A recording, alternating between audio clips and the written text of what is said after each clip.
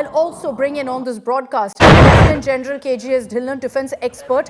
General Dhillon, what we're seeing is unprecedented, but this was something that many warned was bound to happen, General Dhillon, that a conflict between Iran, Israel and US wouldn't be limited to just that. It would spread. Footage coming in now from Abu Dhabi, if I'm not wrong, also of explosions. Good evening, Akshita, and good evening to the fellow panelists and all our viewers. Good afternoon, sorry. See, this was imminent. This was to happen because USA tried their best to undertake a regime change in Iran by initiating or supporting an internal uprising, so to say. When that did not succeed, and USA somehow or the other wanted the present regime in Iran to go. And Israel was already engaging with Iran in various war efforts. And if you remember, if the viewers remember, Americans had also targeted the nuclear assets last time. So this attack by Israel or by USA through Israel to start with on Iran is a continuation of that. And the statement that we are targeting only the government offices is definitely a statement to say that we only want the regime change and we are not against the Iranian population.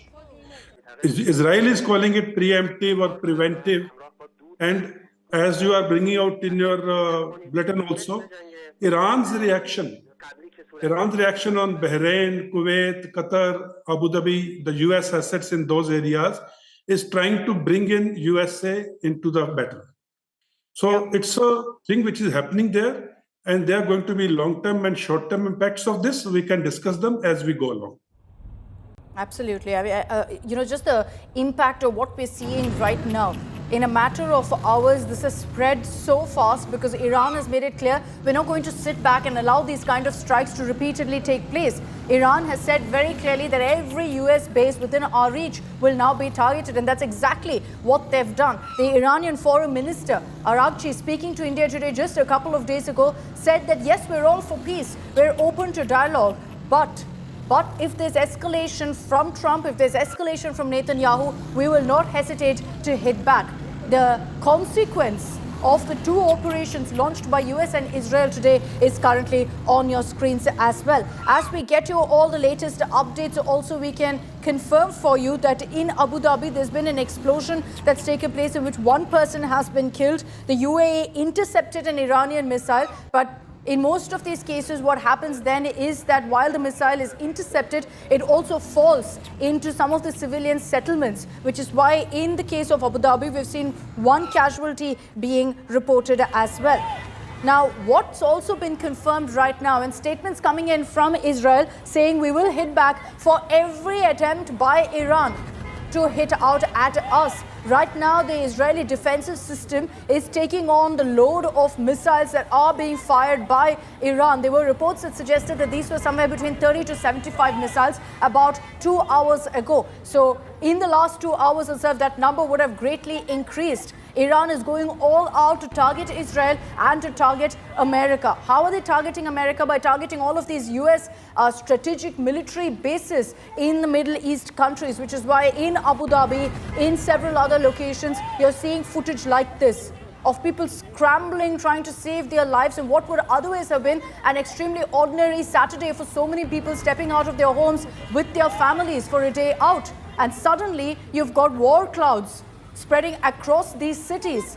West Asia, Middle East, fully right now in conflict mode.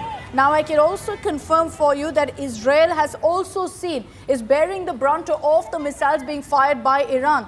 They are, of course, trying their hardest to ensure that every counter attack by Iran is thwarted. But I can tell you that Israeli media is saying that a 9-story building in northern Israel has been struck by Iranian missiles, causing significant damage. Our reporters on ground in Tel Aviv also did confirm this, saying that there are pockets of North Israel that's seen some impact right now of the blasts of the missile attacks by Iran. So I can tell you that in North Israel, there have been some buildings that have been hit right now. All right, there's a statement that's coming in right now from the European Union. that's condemned the escalation in the Middle East. They've also confirmed that, in fact, and this is EU's Kajaz who said that I've spoken to Israel's foreign minister and other ministers in the region. The EU is closely coordinating with Arab partners to explore diplomatic paths. So EU essentially seemingly trying to mediate between Iran and Israel. How successful will they be? We'll have to see. But there will be such attempts by several countries to kind of tone things down. Is it actually possible? Have we gone too far? That's the question right now that will be asked as well, Ambassador Dogra, about whether with this kind of escalation and Iran hitting back, there is no going back now. There is going to be no middle ground, no mediation that will actually work. Well, in any war situation, let's hope there is ground for stepping back from the brink, because Iran, as well as Israel and America, and I'm choosing my words very carefully, are on the brink, because America is not going to be safe, nor is Israel, nor are the regional countries.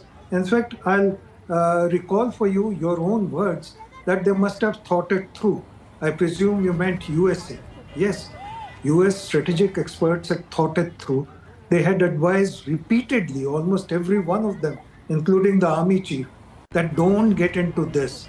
This will end up with great injury to America and its reputation.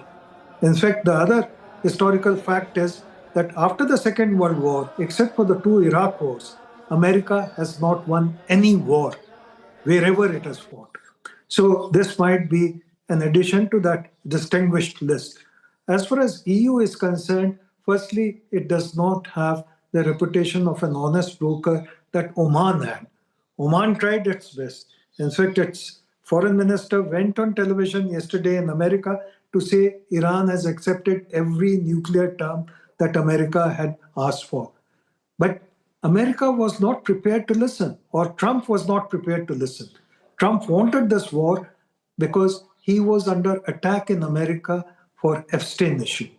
Secondly, Trump has the lowest rating of any president in American history currently. But that's a big price to pay then, Ambassador Dogra, that you've got the world on fire just to ensure that you get the fire off your back domestically.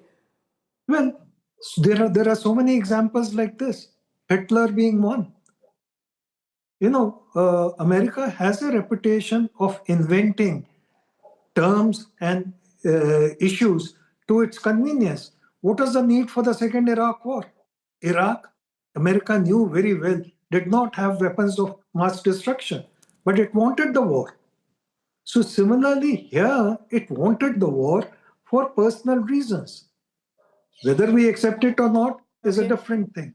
But Iran, on the other hand, has been the voice of reason in all these negotiations. His foreign minister came out of every negotiation saying that, it's constructive. I'm looking forward to more meaningful dialogue.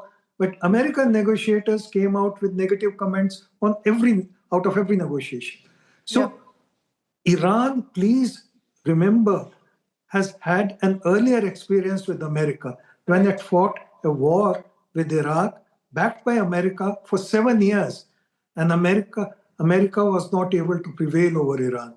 So Iran has, as an old civilization, as a determined civilization, and as a very proud nation, is not going to break easily or bend easily.